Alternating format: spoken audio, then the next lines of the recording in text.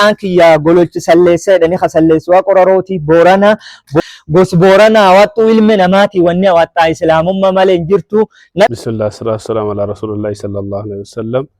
Dhaggeeffattoota hordoftoofteen Boorana Islamic Media tun qophiiteen torbaanii keessummaa dhiyeessinu nu hordofaa nu waliin jiraadha. Assalamu alaikum warahmatullahi wabarakatuh. وعليكم السلام ورحمة الله وبركاته. بسم الله الحمد لله والصلاة والسلام على رسول الله صلى الله عليه وسلم. بليان تيمانا تسلاما تا بورانا إسلاميك ميديا أردوف فجراتني اللي ربوان دنسا سنيخني بورو خيسا غرا وان كل وان دنسا دينا إسلام الرات رب نورتوتي مكانك يا gololchi salleessa jedhan. Eessirra dhufte? Aana dirree ardaa madhachoo irra dhufe teessoon tiyyaa yoo ammaan tana aana dirree arda madhachoo qorqoorroo madhachoo lafeedhaan qubadha. Amma immoo fulaanan hin jirtuun godina Booranaa magaala Yaaballoo Boorana Islamic Media jedhan kan dhagayee amwar waliin dhaabbadhe taa'u jira. Leenca raasaa fasiin jedha warri gaarii leenci bosona fasiin jedha maqaan kun eessa dhufe? Maaliif akkasiin jedhan? Bismillah. Maqaan gartee leenci raasaa naan jedhan sunillee namummaan naan boggaase. Ammoo maqaan kun naaf bahee maqaan kun magabbayee maqaan kiyyi gololchaa kana minaan beekulleen kaabboon naa baasellee shee gololchi naan jedhani leenci raasaa tunini. Wanni maqaa leenci raasaa kanaan moggaase anini onlaayinii irra gara ollaa keenya hatti dhalanne Booran keessa gaggale. Onlaayinii irra gartee ollaa qubadhee jennaani leenci raasaati naan jedhan. Mallee leencum naan jedhani garuu hii fudhattee yasii dhiise. Uummata ati kee jirtu akkam jiru? Uummata ati kee jirtu akkam jiru? Maan kee jirtan? Akka islaamummaatti akka akkaataa jiruu namaatti akkam jirtan? Maal kee jirtan? Bismillah alhamdulillah. Akkam jirtanii daa'imtuun teessan maanii Booranii islaamummaa tanaatti akkam jiraa jettee gaafii kana na gaafattee gaafum dansa. Booranii addunyaa tan keessa gartee nama islaamummaan fudhatiin ka islaamummaan dhugaa fudhadhaa haafeelleen fudhachuu jiraanna jedhu addunyaa tanirra Booran malee jiru. Booranii gartee islaamummaa keessummaa waan garii todoo laalte osoo hin taane islaamummaatti garteetiin dhufu fudhachiitiif inni fudhatuuf hojiitti isaa keessummaa malee islaamummaan Booranaa keessummaan jechuun dandeetta. Uummati keenya kun Booranaa addeessaaf dukkaan hedata akkuma suni Allaallee hin jedha alhamdulillah illee hin jedha surree marata riga rigata ulee qabata. Waan hedduu waan sunna kana gartee of keessa qaba. Mirgi filata yoo fuudhatee yoo fuudhee galu akka namni ka godhatu kaan horii sun intalti siqee dhaatteedhanii jira. Ammallee nam gartee islaamummaan dhugeeffatiin ka islaamummaan dhuga jedhu Booran malee hin jiran Booran malee hin garre. Akkan ta'u waliin yoo ati islaamummaa itti himtaa islaamummaa fudhadhaa itti dhuftu wanni waan durii dhageenye gaaf kiristaanummaa fi islaamummaan waliin dhufti islaamummaa fudhadhaa jedhanii. Edoo islaamummaa ati itti himuuf deemtaan inni nu sitti himee qof hin taa'u sirraa fudhata. Hojii gartee tanaa galanii waan kan gabbu'anii hojjetanii akkisii guldeemutti hadiisa quraanatti isaanii keessummaa malee dhageettii Booranii guddoo gartee islaamummaa keessummoom isaa hin qabdu. Uummati akkana kan kee jiru kun guddoo fudhateellee guddoo fudhachuu jiraallee yoo rabbiin guddayyaan fedhii rabbi guddaa taate haafeellee fudhachuufu jiraata.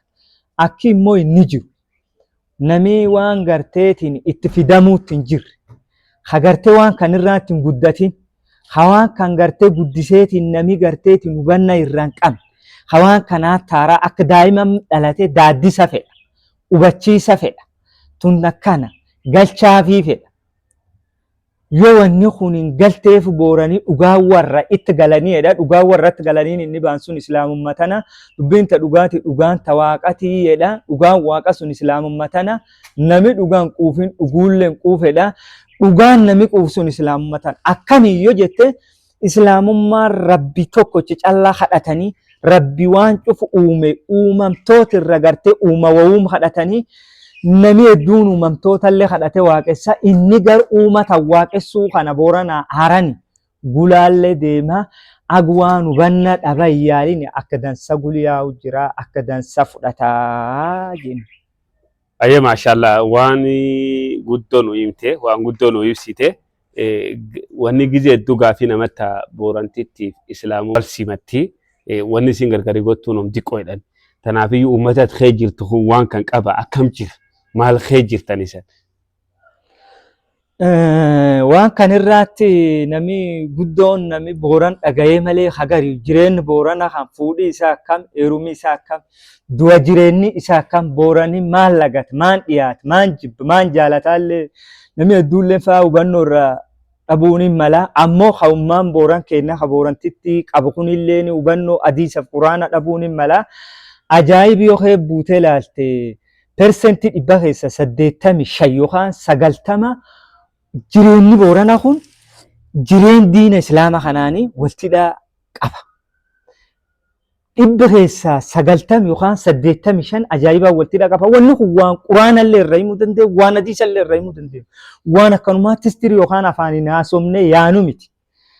Amma hadiis tokko kaanamma isintimu nabiyyi rabbi alayhi salaatu wassalaam من كان يؤمن بالله واليوم الآخر فليكرم ضيفه ومن كان يؤمن بالله واليوم الآخر فليكرم جاره ومن كان يؤمن بالله واليوم الآخر فليقل خيرا أو ليصمت رواية انت بخاري مسلمتي دوب وانجد النبي عليه الصلاة والسلام نمي ربي قدات أمني حقويك إيامات أمني خيسما وفيها خبجوتي Booranii nam keessummaa ofii kabaju keessummaa mooraaf meedhichaan bulchan keessummaa waan ofii qabaniin bulchanii waan ofii qabaniin ofiititti dhudde keessummaa shummatti hin kennitu ofii waan dansa sooratte keessummaa bisaan hin areertu aananii foon itti qaltee moora meedhicha kanaan bulchan keessummaa lola abbaa dabarfataa jedha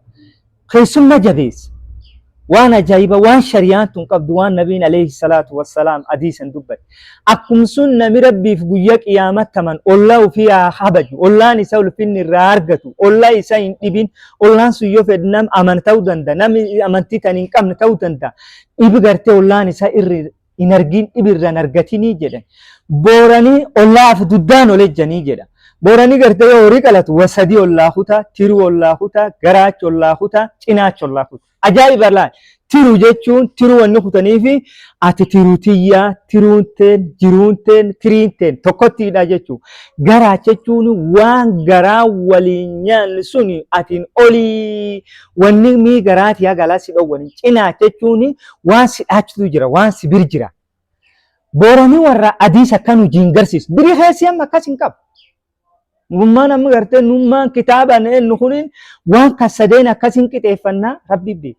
Nami rabbiif guyyaa qiyaamatti amani keessummaa ofii ulfeessu ollaa ofii ulfeessuti. Melaal akka Booranii keessummaa ulfeessu akka inni ollaa ofii ulfeessu. Nam qaraa dhufee nagaa fuudheen ol seenje gattaa'e dhiyoo inni taa dheebuu qabdaa'edha. Ajaa'iba laalame. As gaddeebi. Nami rabbi guyyaa qiyaamatti amayyoo dubbatu waan keerii isaa qaba dubbatuuti yookaan callisuuti jedhe. Booranii nami dubbatu waan dansaa waan gartee isaa fuudha. Hagartee biyyaa fuudha. Dubbatuuti. Nami waan hamtuu hagaraatti tolfatuuti jedhe. Mee dubbitan hadiis kanaaf uummata kan wal talaallu as gaddeebi. Addunyaa tanarra nami addeessa dukkan hidhatu haannuu soomee salaata hagartee iidii guyyaa gamii baragamii haan Booranum keenna haraasa ciiskan ka dhibiin hin jiru. Taa akka duraatti tunde surree marachuu, ulee qabachuu, riga rigachuu, fuudhan mirgi filachuu, fuudhanii galan mirgi filachuu, saa horii siiqqeedhanii garteetiin horiin haa islaameedha kan dhaachuu. Wannummaa jireenyi uummata kanaa hedduun waan dulagachuu. Booranii abbaan gadaa waan dunyaa, abbaan dabballee waan dunyaa, ayyuun immoo gurraatti wayyuu waan dunyaa. Kun cufti waayoo ilaa amma edbullee kaanillee jira. Walti dhufaaf walti dhiyeenyi kun maqabaas ijoollee maqabaafachuuf oo aliyoo alii gurraacha jedha. aliyoon sun islaam ali gurraacha yaayya sunu islaam ila ammaatti islaamummaa booranii ammatee deemu jira sooma salaadhaaf toohida kan gartee qabdee fi galchitee fi hubachiisu alaatti harka qaba booranaaf islaamummaani walti yeennanii walti hidhaansa qabdu odoo jennee oma nu shakkisiisu. Waan guddoo nu dhaamtani gabaabinatti ilmi namaati islaamummaarra maal dhaamta?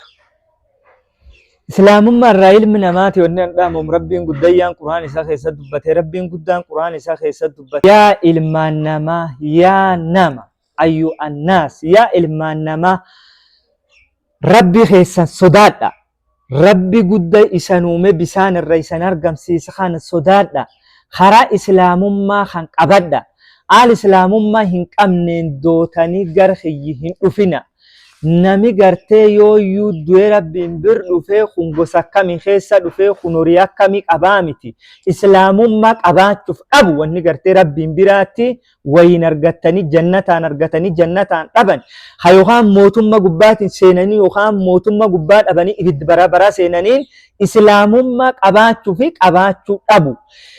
Ilmi nama kanaa wanni an dhaamu gartee islaamummaa qabadha islaamummaa tan fudhadha islaamummaa tan yoo isiin isaniin hin bayinillee isaan baan yoo nami isiniin hin barbaadinillee isaan barbaadadha islaamummaan qajeelu islaamummaan jireen nami islaamummaa argatiya jireenya barabaraa argate nami islaamummaa dhabeellee yaayyuu gartee jireenya barabaraa dhabee warra azaabati.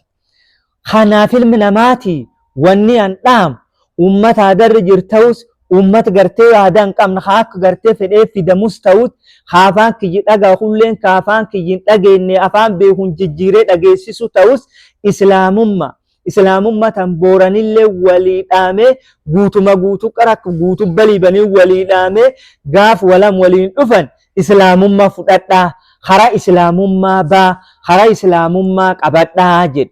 Dhaamsi an ummat keennaa qaba ka afaan kiyyi kan dhagahu at waan nami dhufee waan barii dhufeen odon taane waan waaqi guddaan garteetiin jaarroleteen durii dhageessiseetiin gaaf waliin dhufti islaamummaa fudhadha jedhan sun islaamummaan sunarri yaga dhufte haboorana islaamik miidiyaa kan dhageef islaamummatan ha yookaan ollaa siin baan ha yookaan ollaayinii irraa siin baan dubbi tan birin dabrini odoo lubbuun jirtu islaamummaa tan fudhadhi gar waaqa gar garteetiin islaamummaa yoo fudhatte jiruu jirti talle irraatti immidhaat bultii itti galtuullee maatiin teelleen immidhaat jireenyi kan keelleen immidhaat jiruu borimmoo tagartee guyyaa akhiraa tabarabaraa sullee jannat rabbi islaamummaa malee hin argattu gar islaamummaa gakkoottaa tanaaf boorana islaamik miidiyaan dhaabatee boru lafa keessa baasee waan boroo namaa fuudha waan boroon nama ittiin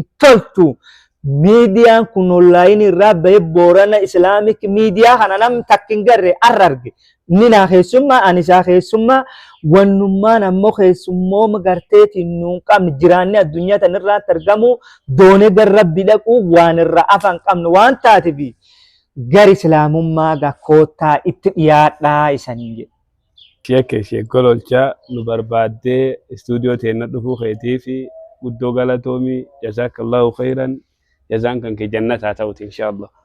Jazakumullah khairan isanilleen galatooma ummata kana boorana islaamik miidiyaa jettanii garaa yaaddanii lafaa gabbaaftanii mul'isuu fi jasa keessan rabbi jannataan adeebi'u rabbi sinaa guddisuu rabbi sinaa mul'isuu jasaan keessan jannata waan itti yaaddan sun ka jalqabdan sun nami rabbii taman hamu islaamii addunyaa tanirra jiru nami garaan isa keessi booruu hin qabne habooran ta'ee gar islaamummaa dhufu rabbi karaa kan sii laaffisee sagalee daa'imtu tan biyyi biraan ga'u wal dhagayee wal dhageessisuufillee abdi guddoo sanirra qabna galatooma aganaallee irra jabaadhaa oraa bulaa deebana saniin jedhu.